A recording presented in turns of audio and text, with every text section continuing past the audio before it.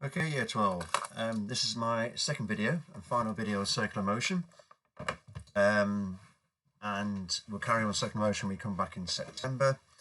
And this one, as you can see here, is first of all, explain why explain why an object in a circular motion with constant speed is accelerating, and introducing this equation A equals v squared over r. This some of you should have covered at GCSE, but I want to remind you about it. Okay, like I always do, starter for you. What you should do is now stop the video and work these out and write down the answer, and I'll give you the answer in a second. So the first one is explain the difference between linear and angular velocity. And the next one is about the Earth completes a rotation every 24 hours. Given that the radius is 6,400 kilometers, calculate the linear and angular velocity. And then tell me why satellites are launched from the equator. So what I'd like you to do now is stop the video, and I would like you now to answer them. Okay, welcome back. Now, the way to this is different ways here, but you can do it by a equation method of the linear velocity, as we did before, is going to be 2 pi r over t. Omega is then equal to 2 pi over t. You've got an exam, you've got no marking, how many marks are here, but we know this is measured in rads per second, because that's an angle, and this one is measured in meters per second. You can link the two together, then v is equal to omega r, like we did last lesson. The main difference is the angular velocity as an object is going round is going to be constant to wherever you are. Remember though, v changes depending on the radius to the center of the object. Therefore, you get further and further out, v is then going to get bigger and bigger and bigger. Because the radius increases, v is going to increase. And the radius gets less, v is going to get less as well. And you can do it by equation form, but basically the linear speed, drawing a bit better diagram and going to a different color pen, is then going to be the velocity is going to be changing. It's basically the velocity at the perimeter as you go around like this. Okay, next one, the Earth completes a rotation every 24 hours. Well, giving you a look at the linear velocity, which I can do first, v equals 2 pi r over t.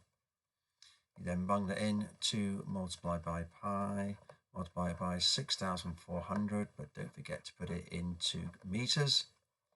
And then you divide it by t. T is going to be 24 hours. And how many seconds is going to be in an hour? It's going to be 3,600. And it works out before. I got a value of 465.42 meters per second. Okay, I need to change the color of my pen. Technically, I should do that to 2SF, which is a bit daft. It should be 470 meters per second, going in 2SF from here. But anyway, that's how you work out the linear speed. And then to work out the omega, v is equal to omega r. Therefore, omega equals v over r. So all you do is take your 465.42 and you divide it by r, which is 6400 times 10 to the power 3. And we get a lovely answer of 7.27 times 10 to the minus 5 rads per second. And yes, it's a very small number. But that's on the radius, that velocity is massive, and that is very, very small. But remember, it's angles per second. So, given that then the linear velocity, you have presumed something, because what you presumed, you are going to be here. And this leads the answer to this question here. Is the Earth obviously is rotating around and around and around and around. But you'll notice, this diagram's slightly wrong position, but America launched them from Florida, best stable country they can have near the equator. We've got some Mars down in Venezuela, I think, Caracas, where you launched them, but we always launched them near the equator. There's a very good reason for this, because is this one here, because as the Earth rotates round and round and round, you want to maximize r, because v is equal to omega r. And like I mentioned before, omega is constant. Therefore, to get things into space, you've got to basically make them reach something called escape velocity, which you do later in year 13. Now, the escape velocity, well, you want to get as close as you can to that escape velocity. Therefore, you want to reach that value of 400, well, basically have 470 meters per second beforehand.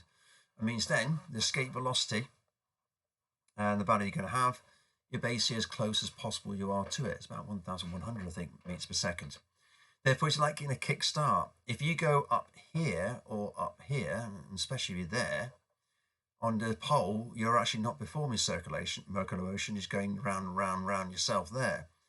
And therefore, these cases here, you're looking at the radius to the center of the Earth because you're going around like in a disc here. And this is your disc going around and around and around. Your radius is suddenly being reduced dramatically. It's only when you have the disc here and the center of the Earth do you maximize your radius. Therefore, you have already the maximum possible speed you have. And that's going to save a hell of a lot of money. Hence, everywhere we launch rockets is going to be near as the equator as we can do. But unfortunately, a lot of countries near the equator are a bit unstable, which causes a problem. Okay, so to go with that then, and this really makes sense. As you're going around, and here's going to be your velocity vectors going through, and the speed will be constant as you go around and around and around. Well, why it must be constant? Because here you can do 3 meters per second, and here you're going to be 3 meters per second. Because your speed is going to be constant all the way around these vectors. But your acceleration is not constant, and it makes perfect sense here, because what is happening now is you're constantly changing direction. And we now know, what we've done before, that acceleration is a rate of change of velocity over time. If your velocity keeps changing direction, you must have acceleration. Therefore, we must have acceleration here because the velocity is changing direction, even though the speed's the same. Because velocity, remember, is going to be a vector quantity, is dependent on direction. So why must the object moving at constant speed in the circle be accelerating? Well, because velocity is a vector quantity, constantly keeps changing direction, therefore we must have acceleration. Now, to go with that, explain why the acceleration must be directed towards the center. This comes in here, I'll make the whole thing to work. A little bit tricky, but I do this in lessons. If you can imagine you have your velocity vector here, and then the blue is showing it changing direction. Well, like you've done before, you can basically break down a vector into its components. Here is going to be a horizontal component, and there's going to be a vertical component. Therefore, the horizontal vertical component give the blue. But going from here to here, can you see you've still got a vertical component, but this horizontal component has got to vanish somewhere. Therefore, the only way it can vanish is if I have a force or acceleration acting inwards to take that away. Going from here, going to here. Well, in this case here, we still have a vertical component, but suddenly you've got a horizontal component. Must I have a vertical component going inwards here to create that direction? Here, well, now I've only got a horizontal component. I've lost that component. Therefore, again, won't the vector act inwards? And you really think about it, as you go round and round and round like this, you must have a vector acting inwards to make sure the velocity vector has that blue as you got here. Another way of looking at it is you've got a bond going around the string. The string is always acting towards the center and only apply a force towards the center. Therefore, it must have acceleration and it must have a force going towards the center the whole time. Now, I'm going to do this when we get back in, but you can prove this, and the proof is in your book, and I will prove with you for in the first few lessons when we come back that acceleration is equal to v squared over r. I've never seen them asking for an exam ever, so therefore don't get too bogged down by it. So that one, the proof we'll do later on. I'm quite sure it's an informative sheet, but it's very useful. Now, to go with that, I know v is equal to omega r. And it's a bit like we did last lesson. You start deriving equations out. You can take that and you can bung it in there. Therefore, a now is equal to omega squared r squared over r. The r is going to cancel. Therefore, a equals omega squared r. And you'll find that equation very, very important. When we get to the next topic, it's called simple harmonic motion. And that's where that one comes from. It's nothing new. It's just deriving from this one you've got here. Also, Newton 2 is, I know, F equals mass multiplied by acceleration. Well, hang on, A is equal to V squared over R. Therefore, isn't F now going to equal to mv squared over R? Another equation pops as well. I can use A equals omega squared R. Well, hang on now, can't I write down now F is equal to m omega squared R? And you'll find these two equations incredibly useful, and all they're doing is basically substituting this one in. Okay, now show you applications of this. If anybody's been water skiing, we can go water skiing at the moment, don't know. If you're going around water skiing, you grab hold of a pole like this. Now, what this person's doing is going around, and I'm going to put the center point here, is forming an arc like this going round. Okay, therefore, now we know the equation F equals mv squared over R. We call this F the centripetal force, which is that key word down here. Therefore, to have this acceleration of force, it must be applying it. And the case of here isn't going to be the tension in the rope that creates this centripetal force. It's a bit like a bung going around the string, isn't it? And if you feel it pulling you in. In the case of, because I love my bicycles, on the Manchester Velodrome going around here, you've got your cyclists going around like this, going around a corner. Well, now, what the heck's providing the centripetal force? Well, in fact, the track pushes you in, and it's coming from the reaction force of the track provides the centripetal force. Technically, and we will look at this later on, friction also gives a little bit as well, but the main part comes from the reaction force of the actual wall pushing you in, but you do get a little bit of friction as well. In the case of planets going around the sun, now as a non-contact force, isn't it going to be gravity? And the hard one, if you ever get a chance going to London and go on the London Eye, here this carousel goes around and around and around. Well, it's now not quite as simple as you think. If the carousel's at the bottom, it's going to be the tension in the struts that are doing it. But when the carousel's on the top, isn't it going to be gravity or the weight providing the centripetal force? And this one, you get two different types. You get tension in the struts and you get the weight. I'm going to go look at more examples of this where it actually changes if you've got something going around in the circle. A bit more complicated. Okay, now to leave with this, there's a great video of this. Fighter pilots, they used to test them by making them go round and round and round in circles. And this is actually a video of a fighter pilot. It actually works. It's going to work. Oh, no. Going round, and when they go faster and faster and faster, the skin starts basically deforming around their faces, and they can create artificial acceleration by making them move around in circles. And they do this, find out when they black out. CERN, I know we didn't make it this year, nothing we can do about it. CERN also have a look in circular motion, and they actually use magnets to make it go round. But I'll look at more of these tricks when we come back in year 13 of these ones. Okay.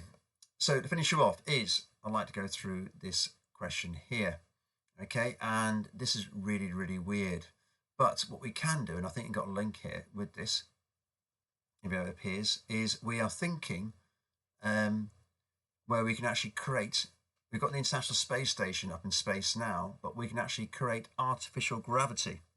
Now, how they're thinking of creating artificial gravity is they can make space stations rotate. I thought I had a picture here, but I haven't got a picture anymore. And what they do is, they can actually make these space stations start to rotate around and around and around. I thought there was a picture here, one rotating, but it's not.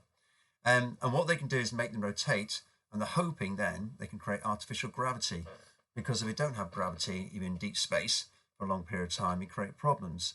So what you do is you create a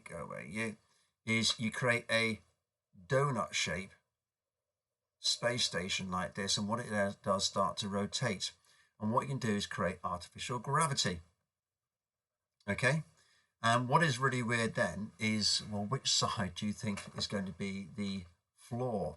Well, if you can imagine in here, you've got then people in your little spaceship, okay, going around like this. Where do you think the floor is going to be?